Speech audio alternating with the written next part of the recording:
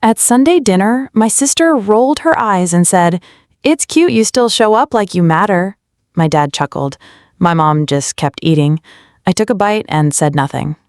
3 days later, I sold the vacation home and canceled all their streaming accounts. That night, my brother texted, "Why is everything disconnected?" The family group chat lit up and then Dad's lawyer called. It was a terrible Sunday family brunch, and honestly, it would have been better if I hadn't come. I knew at the moment I stepped inside and heard no one greet me. The table was already set, eggs, sausage over toasted bagels, but everyone was in their own little bubble. My mom was at the sink rinsing dishes she hadn't even used yet. My dad was in his usual spot by the TV, even though the volume was turned down. Jake gave me a small nod from the far end of the table, and Lindsay was already sipping a mimosa like she was at some rooftop brunch in Manhattan instead of our parents' tacky beige dining room in Ohio. I didn't expect a parade, but it was weird how no one said anything. I pulled out a chair and sat down like I was just some neighbor who showed up by mistake.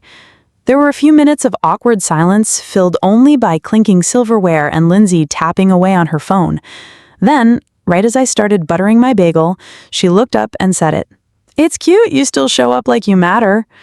My dad chuckled. My mom just kept chewing, and I didn't even blink. I didn't say anything. I just sat there chewing that dry, stale bagel like it was the only thing tethering me to the floor. Even Jake didn't look up. But something cracked inside me. Not a scream, not even a spark. Just a quiet, clean break. I finished eating, said I had to run some errands, and left. The next day, I pulled out my laptop and logged into every streaming service they used, all of which were under my name, because back when they couldn't figure out how to set up subscriptions, I'd done it for them. I'd paid for it all out of habit. No one ever offered to pitch in or take over. I canceled everything. Hulu, Netflix, HBO, Spotify, even the stupid Hallmark movie subscription my mom had begged me to get last December.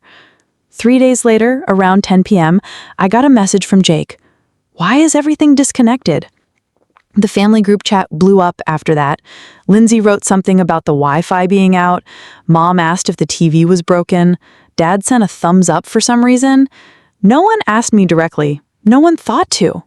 I just watched the chaos unfold like I was sitting in the rafters of a burning building. That same night, I did the other thing. I went into my files and opened the folder labeled TC Property. TC is in Traverse City, the vacation house, or as they like to call it, the family getaway. That place had been in my name for 4 years, transferred by my dad when he was trying to protect it from a potential lien. He told me it was just on paper, that I'd transfer it back when things calmed down. They never calmed down. He never brought it up again, and I never offered. So I listed it. I didn't even go out there. Just sent the agent the photos I'd taken last summer, told her to price it to move, and by the time Friday rolled around, we had 2 full offers, 1 cash. I accepted, sent in the closing documents. Friday evening, my phone rang. Unknown number. I picked up. It was my dad's lawyer. The call came just as I was finishing dinner, spaghetti from a jar, eaten cold over the sink. I wasn't in the mood for anything, and the unknown number flashing across my screen didn't help, but I answered anyway. The man introduced himself as Ronald Berenger, said he was calling on behalf of my father. He didn't ask how I was, just went straight into it. My father had recently become aware that the Traverse City property had been listed, and he was understandably distressed. He wanted to know if this was a mistake, or if I had, in Ron's words, acted unilaterally. The property was transferred temporarily, that there had been a mutual understanding it would return to him once his financial situation stabilized. He mentioned possible legal complications and serious consequences if the sale continued. I told him to check the county records. Silence, then a nervous chuckle. He asked if I had the transfer documents. I said I did. He asked if I would send them over. I told him he'd get them the same way he got everything else, through the proper legal channels. I hung up. The next day, I got an email from someone at Ron's firm. This one was more aggressive. They were formally requesting a cease in all sale-related activity pending a review of ownership. I forwarded it to the title company, along with scanned copies of the deed transfer and the signed notary record from 4 years ago. I didn't bother responding to the lawyer. On Wednesday, the sale closed. The buyer was from Chicago. Cash offer, no inspection. I watched 6 figures drop into my account like I just won a bet. No one thought I had the guts to place. By Thursday night, my phone lit up again. Dad. I let it ring 4 times before I answered. He didn't start with hello, didn't even try to ease into it. He just went off yelling about betrayal, about family, about how I'd taken advantage of him. He said I'd stolen from my own blood and demanded I return the money, or else he'd sue me and make sure I was wiped out. I let him finish. Then I said calmly that I'd kept every receipt, every email, every legal document, that I hadn't touched the house in 4 years, and no one had ever asked for it back, that if he wanted to take me to court, I'd be ready, and I wouldn't be paying for his lawyer this time. He hung up. That weekend, I found my car egged. Not just the windshield, the roof, the doors, the grill, yolks dripping into the vents. It stank for days. I knew it was them, probably Lindsay. This was her level of maturity.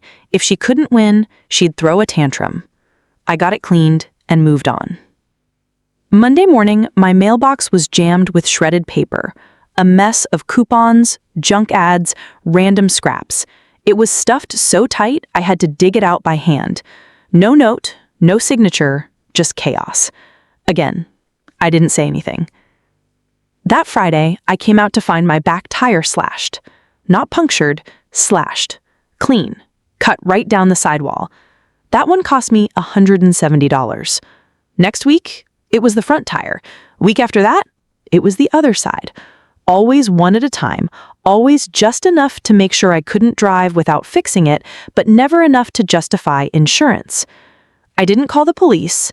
I didn't confront anyone. I just replaced the tires and kept every receipt in a folder labeled petty. But I wasn't done. Because 2 years ago, Lindsay couldn't qualify for a car loan. Bad credit, too many late payments, and a repo in college didn't help. She begged me to co-sign. Said it was just to get her approved. She'd make every payment. I'd never have to worry. She missed the first payment. I didn't even tell her. I just paid it. And then the next, and the next. I'd been paying her car loan for 24 months, quietly, out of guilt, or habit, or stupidity. I don't know. But not anymore. That Friday, I logged in and canceled the autopay. No warning, no message, just silence. I closed my laptop and waited for the fire. It took 3 days. 3 days after I canceled the autopay on Lindsay's car loan, my phone blew up. Monday morning, I had 9 missed calls, 7 voicemails, and 13 text messages, all from Lindsay. She never calls. She texts when she wants something, sends voice notes when she's ranting, and passive-aggressive gifs when she's trying to make a point. But this time, she called repeatedly. I didn't answer. The text started short. Hey, did the loan autopay get stuck? Then came the real ones. My car payment just bounced and I got a late notice. What the F is going on? I swear if you're pulling some kind of power move, Lisa. This is actually serious. I drive to work. Then silence. About 2 hours of it. At 11:32 a.m., the family group chat lit up. Lindsay, someone's playing games with my account. My car loan didn't go through and I'm past due now. Who knows anything? Jake, isn't it your loan? Dad, fix it. Mom, can someone please explain why there's so much drama lately? We are not this kind of family. I didn't reply. I just watched them talk around me like I was a third party. A hired hand who'd suddenly stopped showing up to do a job they never paid for. At 3:10 p.m., Lindsay dropped a screenshot into the chat. Her online portal, giant red warning across the top. Payment failed. Account overdue. Jake reacted with a thumbs-up emoji, probably by accident. I kept reading. She'd written a whole paragraph about how she was trying to rebuild her credit and how someone, meaning me, had decided to sabotage that effort out of spite. She said she'd never begged for help and that she wasn't even sure why Lisa was involved to begin with. Right. I exited the chat and deleted the thread. I was done reading fiction. 2 nights later, I heard from Jake again. Direct message. He didn't ask what happened. He already knew. He'd been living in the middle of it. He just wrote, "They're seriously losing it. I think Dad broke the hallway door. Lindsay's calling everyone she knows. Mom hasn't talked to anyone since yesterday morning. I asked him how he was. He said, I need to get out of here. I told him I'd be there the next day. We didn't go back to the house after I picked him up. Just fast food and a long drive to a side of the city none of us ever had reason to visit. I'd been checking listings for weeks. I found a one-bedroom apartment in an older building that was cheap, clean, and not too far from a bus route. Rent was $600, flat, utilities not included, but manageable. I didn't tell him about it until we pulled into the parking lot. He thought we were just killing time. I handed him the keys and told him to go check it out. He stood there for a long time in the middle of that empty living room, hands in his hoodie, just blinking. Then he asked me, "Why are you doing this?" I told him I wasn't giving him anything. It was a loan.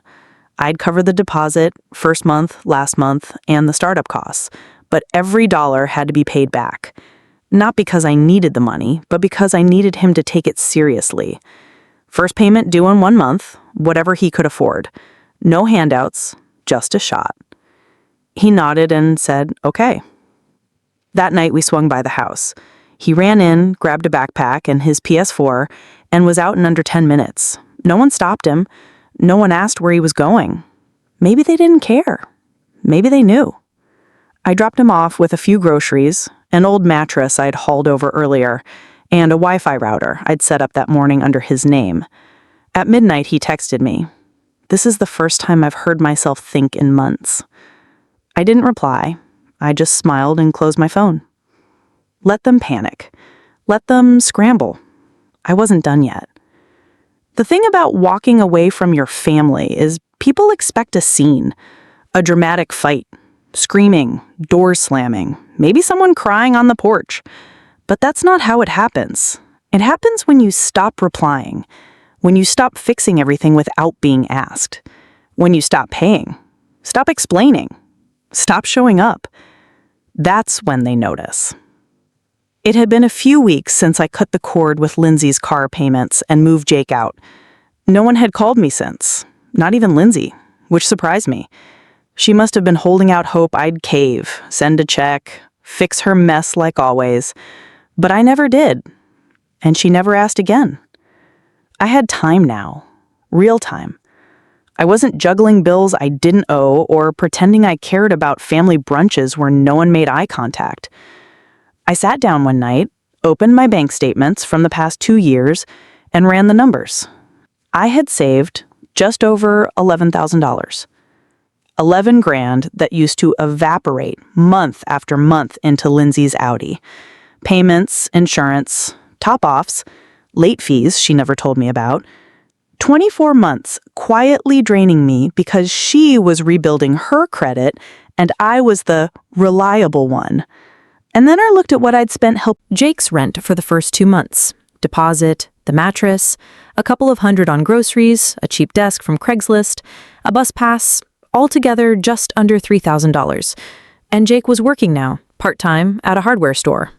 He texted me his first payment on the dot, $100, with a screenshot of the transfer.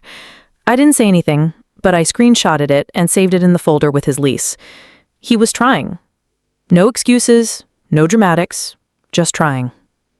A week later, I bumped into Uncle Brad at Safeway by the eggs. He looked surprised to see me, asked how I was, then leaned in a little too close, like he wanted to whisper without actually whispering. "Your mom says you've been going through something." I smiled. "Guess you could say that." He hesitated. "She said you emptied the family accounts, that you sold the house out from under them." I laughed. "The house? That was in my name for 4 years?" He looked around like someone might be listening. "Between you and me, no one really bought that story. They've been dramatic ever since you were a kid. Everyone knew Lindsay was the favorite." I didn't respond. Then he said, "We're staying out of it. I told your dad that too, but just so you know, not everyone thinks you're the villain here." That hit harder than I thought it would. Later that week, I ran into my cousin Allie downtown. She pulled me aside, bought me a coffee, and said almost the same thing. that my parents were telling people I'd turned my back on the family, that I'd gone cold. But she didn't buy it either. "I don't know what happened," she said, "but they always expected too much from you." Apparently, the extended family was split into two camps, those who politely stayed quiet and those who had quietly been rooting for me all along. None of them wanted to say it to my parents' faces. They were still family, after all. But more than one relative told me the same thing in different ways. "We get it. We just don't want to be in the middle." Which was fine. I didn't need them to pick sides. I just needed them to stop pretending my parents were saints. And Lindsay? She stopped posting her little cryptic stories online after she got a notice that her car would be repossessed unless she caught up on payments. I didn't say anything. I didn't warn her. I just let the system do what it does. Meanwhile, Jake texted me about a second interview. He was thinking about enrolling in night classes next semester. Said he didn't want to stay in retail forever. I told him if he kept paying the rent, I'd help him with tuition when the time came. But same deal. Every dollar was a loan earned, not gifted. And for the first time, it felt like I wasn't the family ATM. I wasn't the safety net for people who never once returned the favor. They wanted to pretend I didn't matter? Fine. Now they could live with the reality where I actually didn't. A month after I moved Jake into the apartment, I got a letter. Not an email, not a text. An actual letter folded into a torn envelope with a shaky return address. No stamp. It had been hand-delivered. It was from my mom. She didn't write much, just said she hoped I was okay, that she missed how things used to be, that Dad was still very upset and Lindsay was dealing with a lot. Then at the bottom, like an afterthought, she wrote, "Please don't hurt the family anymore." That line stuck with me for hours.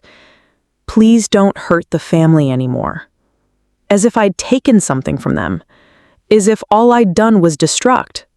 No mention of the things I gave, the house, the money, the years of showing up when they barely noticed I existed. No apology, just guilt in cursive. I burned the letter in a dish on my balcony. 2 days later, Jake called me from a borrowed phone. His had been shut off. His mom had finally cut him out of the family plan. I told him to keep the borrowed one for now. He said thanks, but he'd be fine. He'd get a prepaid and figure it out. Later that same night, I got a notification from my credit monitoring app. There was a new auto loan inquiry under my name. I froze. Opened the alert. It was from a dealership. In the next town over, someone had tried to apply for financing using my social security number. The application didn't go through, probably because of the freeze I'd put on my credit after the house sale, but it had been attempted. I called the dealership the next morning. They said a woman had come in using my info, no ID, just basic details, and claimed she was authorized to apply under my name because I was handling everything remotely. They wouldn't give me a name, but I didn't need one. It was Lindsay. I filed a fraud alert that afternoon, and I didn't say a word to her. Let her wonder why her next attempt got flagged. Let her keep digging the hole. That weekend, I visited Jake, brought over some frozen meals and a few things for the kitchen. We sat on his ratty couch and watched him try to fix a wobbly chair someone had given him for free. He told me he was working extra hours and planning to start paying me back $150 a month instead of $100. I asked him why the change. He shrugged. Feels right. Then he said, "They're freaking out more than ever now. Dad tried to hack into my email last week. I caught the login attempt." I nodded. Sounds about right. Then he said something I didn't expect. Lindsay said they want to go after you legally again, but not through the courts. I asked what he meant. She didn't say exactly, just that they were going to make you regret turning your back on blood. I didn't respond, just sat there, letting the phrase echo. It wasn't a threat, not really, but it also wasn't nothing. Jake saw my face and said, "I don't think they know what to do without you." I told him that was the problem. They never knew what to do with me either. By the end of the night, I was back in my apartment, sitting on the couch, watching Jake's first rent payment hit my account on time, no drama. And in that moment, I realized something. The more they spun out, the more quiet I became, and the more power I had. They had nothing left to threaten me with, and they hadn't even figured that out yet. 3 months. That's how long it had been since I cut the last thread. In that time, not a single call from Mom, not a voicemail from Dad. Lindsay hadn't tried to reach out either. Though I found out through Jake that she tried using my info again to open a store credit card, that one was shut down before it even got reviewed. I reported it like last time and moved on. It wasn't even surprising anymore. Jake was still in that tiny apartment, still working 2 jobs, still sending payments every month, small ones, sometimes just $80, but always on time and always with a note that said, "Still trying." That meant more to me than anything I ever got from the rest of them. He called me one night after work, said he wanted to take a certification course for HVAC, night classes, said he'd looked up tuition and it wasn't terrible, but he couldn't cover all of it right away. He didn't ask for help, just said it out loud, like he wanted to see how it felt. I told him what I always told him. If he kept up his payments, stayed consistent, I'd cover it, as a loan, every dollar tracked. "Nothing free," he said. "That's fair," and changed the subject. That night I opened the folder on my desktop labeled Family Fallout. I hadn't touched it in weeks, but I wanted to see the numbers again. I went through every payment I'd stopped, every subscription I'd canceled, every loan I'd killed. I tallied what I'd saved, $11,052. Then I calculated what I'd spent on Jake, apartment deposit, rent, furniture, groceries, cell phone when his got cut, $3,135 total. That left me with $7,917 I would have never seen if I'd kept playing the role they cast me in. I hadn't spoken to my parents. They hadn't. Jake told me things at the house had gotten strange. Lindsay moved back in temporarily. Dad started locking his office door. Mom took down all the family photos that included me, like erasing me might reverse the damage. They told the story to whoever would listen, that I'd stolen from them, turned my back on family, betrayed them for money, but they always left out the details, the years I paid for everything without asking for credit, the vacation home they signed over to me because they didn't want to deal with taxes, the fact that they laughed while my sister humiliated me at brunch. People noticed those omissions. I saw Uncle Brad again at a gas station. He nodded at me like he was trying not to cause a scene and said, "Heard they're still mad. Heard you're still winning." I didn't say anything, just smiled and finished filling my tank. He said, "Most of us think you did the right thing. We just didn't know how to say it without blowing everything up." Then he added, "It's probably a relief to not be needed anymore." And it was. That was exactly it. I wasn't needed. Not anymore. I was free. And they were still stuck in a house full of each other. 3 months later, everything had changed. Not for them, but for me. They still lived together in that same worn-down house.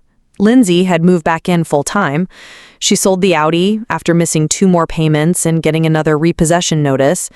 Ended up with a 10-year-old Honda she paid for in cash, probably from whatever she had left or begged off someone else. Jake said she still walked around like she ran the place, barking orders, blaming other people for how unfair life had been to her lately. Dad rarely came upstairs anymore, spent most of his days in the basement, glued to his recliner with a remote in one hand and a beer in the other. Jake stopped going down there entirely. Said it was like walking into a museum of disappointment, full of silence, low muttering, and resentment he didn't even try to hide anymore. Mom had started rearranging the house again, moving furniture around, relabeling things in the kitchen, organizing drawers no one used. That was always her move when things spiraled. Pretend to be in control of the small stuff while the big stuff fell apart quietly in the background. They never reached out. Not once. No apology, no message, not even an insult in the group chat. It was like they had finally accepted I wasn't coming back. Jake was the only one still tethered, and even that was loose. He visited once every few weeks, usually when Mom texted him about something important, which was always something like an old box of clothes or a random bill she couldn't figure out. He never stayed long. Jake was doing better than I expected. Still working both jobs, still paying me back every month, even upped it to $200 recently. He started bringing groceries to his apartment and cooking instead of eating out. He even sent me a photo of the HVAC course certificate catalog, circled the one he was aiming for. He was becoming his own person, slowly, stubbornly, but definitely. And me? I was free. No more last-minute payments, no middle-of-the-night phone calls, no Sunday guilt, no pretending to care about people who never once cared if I was okay. My phone only rang when someone I chose to talk to needed me. My bank account stayed full. My apartment was quiet. My life was mine. I hadn't forgiven them. I hadn't forgotten what they did, but I no longer needed them to understand it. I didn't need closure. I had distance. I had proof. I had peace.